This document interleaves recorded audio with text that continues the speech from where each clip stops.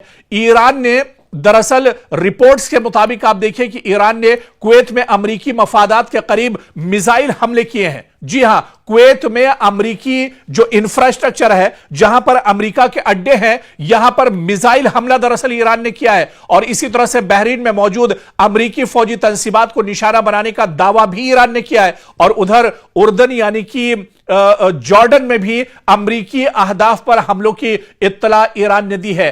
Tehran का दावा है कि अमरीकी बहरिया के 5th फ्लीट के कमांड सेंटर को भी नुकसान पहुंचाया गया है। और आप देखिए कि यह दरअसल अमेरिका के लिए बहुत बड़ा झटका है। अमरीकी फौजी तंसीबात वाकई में जिस तरह से इसको नुकसान पहुंच रहा है, वॉशिंगटन के लिए यह बहुत बड़ा सिक्योरिटी चैलेंज भी है। अमेरिका दरअसल खित्ते में मजीद फौजी तैनात कर सकता है और तैनात करने की बात कर रहा है, क्योंकि अमेरिका की मशरिक़ वस्ता में कमर टूटती हुई नजर आ रही है। अपने फजाई और मिसाइल दिफा को अमेरिका दरअसल मजबूत बनाने की बात कर रहा है, लेकिन ईरान पर आप देखिए कि कोई फर्क नहीं पड़ रहा है। ईरान लगातार अटैक कर रहा है और ईरान का यह कहना है कि पहले हमला दरअसल हमने नहीं किया है, यह गलती दरअसल अमेरिका ने की है और उसे गलती का खमियाजा भुगतना पड़ेगा।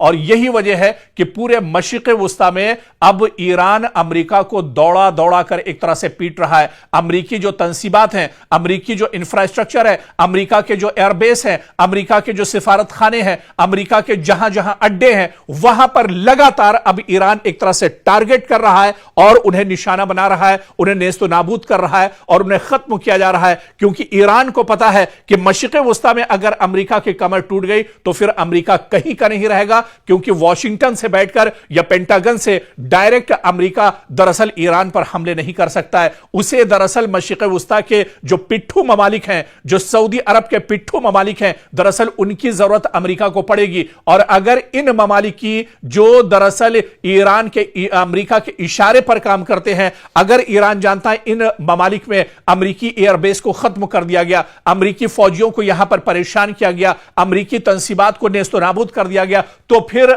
अमेरिका यहां पर हिम्मत नहीं जुटा पाएगा। अमेरिका फिर यहां पर किसी तरह से ईरान को या तेहरान को निशाना नहीं बना सकता है। और यही वजह है कि ईरान बड़े पैमाने पर मशरिक़ वस्ता में हमले कर रहा है और ईंट का जवाब पत्थर से दरअसल ईरान दे रहा है। और आप देखिए कि यह तनाज़ा सिर्फ ईरान और अमेरिका तक महदूद नहीं रहा है, बल्कि खलीजी ममालिक में सिक्योरिटी खदशात लगातार बढ़ रहे हैं। अब राय हुर्मुज़ से तेल की तरसील मुतासिर हो गई है, जिससे पूरी दुनिया पर अब खतरा मंडरा रहा है। आलमी मंडी में खाम तेल की कीमतें लगातार बढ़ रही हैं। आलमी तिजारत और शिपिंग पर भी इसके असरात मुरतब हो रहे हैं। और सबसे बड़ा सवाल यही कि अगर दोनों ममालिक इसी अंदाज में एक दूसरे पर हमले जारी रखते हैं तो ये दरअसल एक बार फिर से मशरिक़ वस्ता में एक वसी इलाकाई जंग एक तरह से जो अपना दायरा है उसे और ज्यादा बढ़ा सकता है। लेकिन हालिया दिनों जिस तरह से 2 दिन पहले कुवैत के अंदर अमरीकी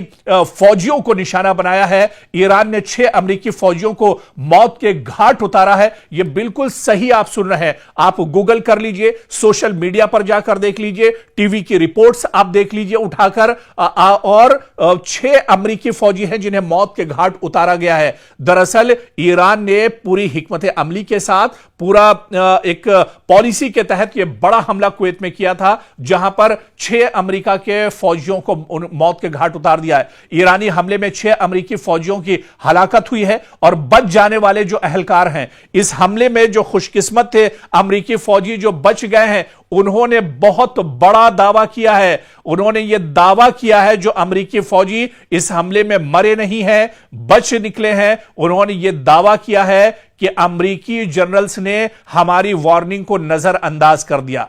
क्योंकि आप इसको समझिए, जंग सिर्फ मैदान में नहीं लड़ी जाती, बल्कि कई बार फैसलों की मेज पर होने वाली एक गलती भी कीमती जानों का सबब बन जाती है। ईरानी हमले में 6 अमरीकी फौजियों की हलाकत के बाद अब ऐसे इंकिशाफात सामने आ रहे हैं जिन्होंने अमरीकी फौजी क़यादत पर संगीन सवालात खड़े कर दिए हैं। हमले में बच जाने वाले बाज फौजियों का दावा है कि उन्होंने पहले ही मुमकिना खतरे से मुताल्लिका अपने आला हुकाम को आगाह किया था, लेकिन उनकी वार्निंग पर बर वक्त तवज्जो नहीं दी गई।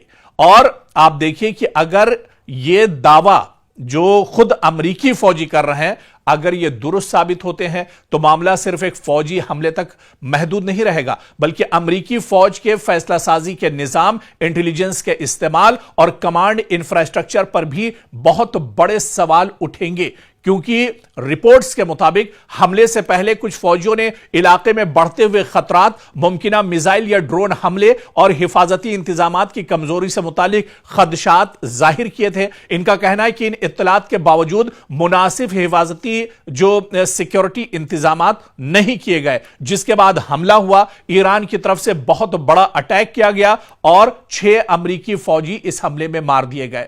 اور آپ دیکھیے کہ امریکی فوج کے اندر ہی اب ایک طرح سے خلفشار سا پیدا ہو گیا ہے۔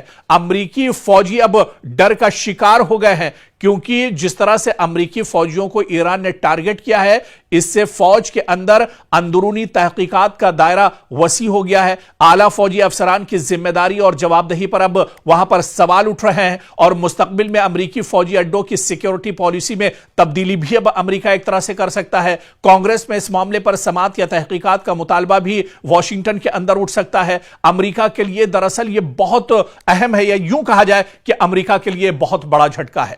دنیا بھر میں امریکہ کے درجنوں فوجی اڈے موجود ہیں۔ اگر کسی حملے سے پہلے خطرے کی اطلاع موجود تھی اور اس پر مؤثر کارروائی نہ ہوئی تو یہ صرف ایک آپریشنل ناکامی نہیں، بلکہ کمانڈ اور رسک مینجمنٹ کی بھی ناکامی تصور کی جاتی ہے۔ اور ایران کے تناظر میں اس واقعے کی اہمیت آپ دیکھیے کہ اگر یہ واقعہ جس طرح سے ایران نے امریکہ کے 6 فوجیوں کو موت کے گھاٹ اتارا ہے، اس سے ظاہر ہوتا ہے کہ خطے میں امریکی تنصیبات مسلسل خطرے کی زد میں ہیں۔ اس کے نتیجے میں امریکہ اپنی دفاعی حکمت عملی، فضائی دفاع اور فوجیوں کی تعیناتی کا اثر نو جائزہ تو ضرور لے گا، لیکن اب بہت دیر ہو چکی ہے اور امریکہ کو بہت بڑا جھٹکا لگ چکا ہے۔